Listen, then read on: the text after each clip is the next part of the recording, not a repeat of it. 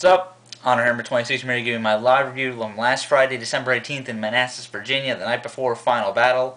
Overall, this show was not amazing, but it was pretty damn good. I would go as far to say it was great.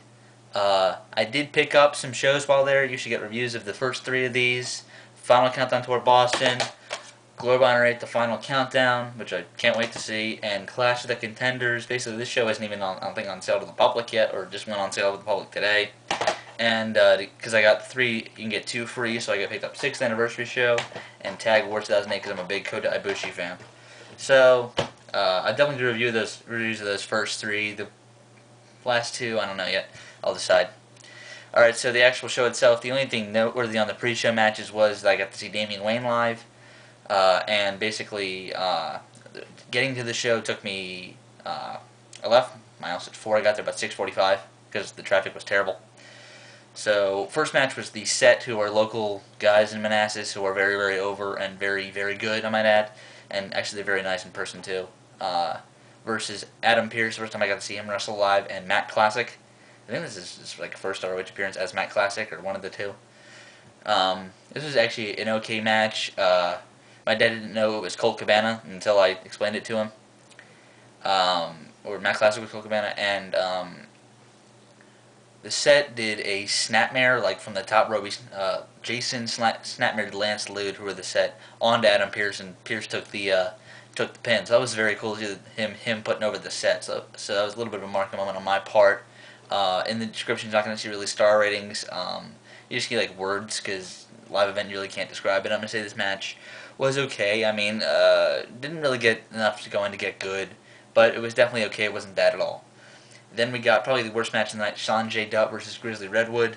This match was okay at best. I mean, it could have been, I don't know, based on how it translates, it could have been just like under 2 stars. It could have been a little over based on how it translates. Nothing noteworthy here. Grizzly got the win, which was very, very cool to see.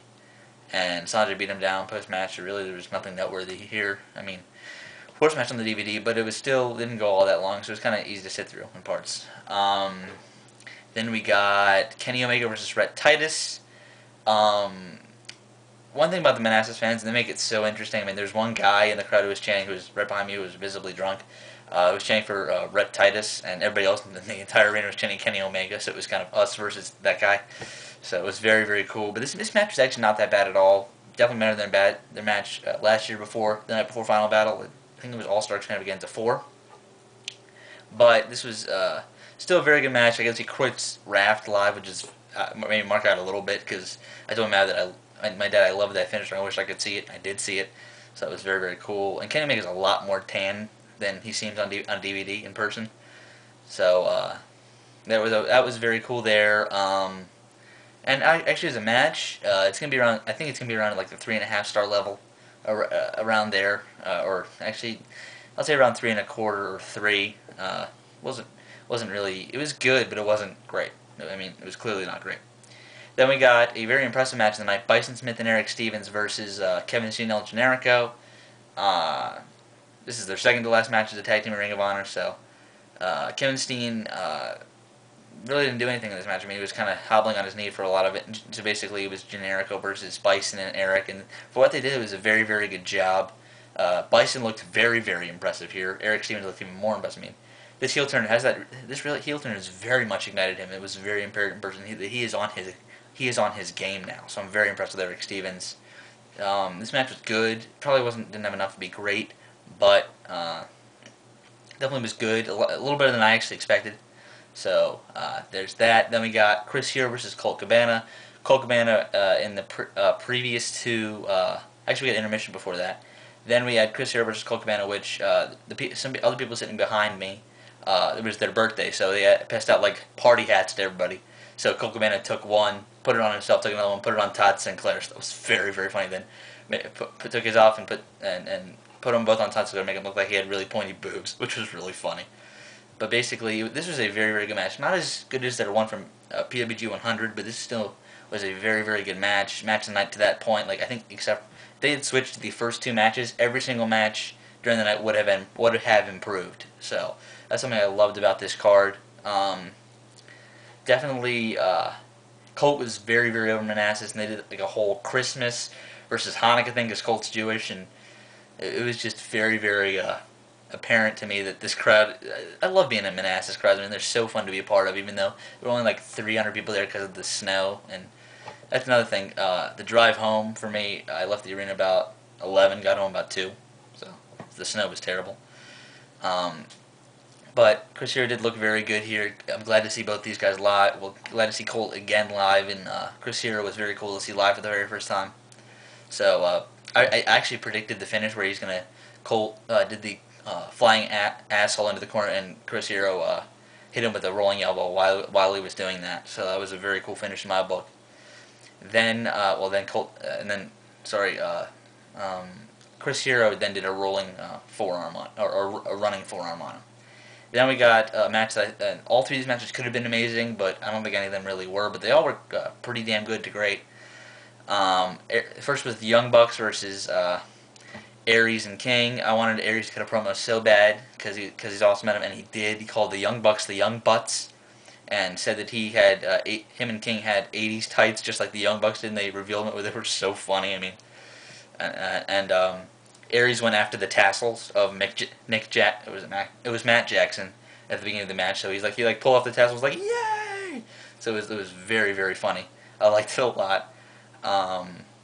Definitely the theme of this match was to hold back a little bit because they didn't want to injure Aries before final battle.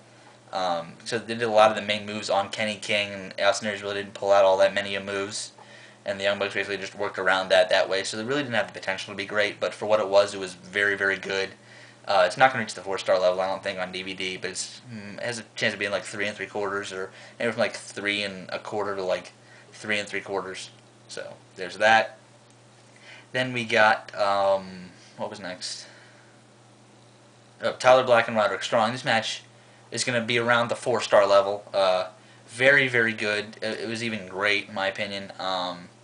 Definitely, Roderick Strong did the God's Last Gift on Tyler Black, and Tyler Black did the Gibson Driver on Roderick Strong. So that was very, very cool to see them doing each other's moves. It really cements their rivalry.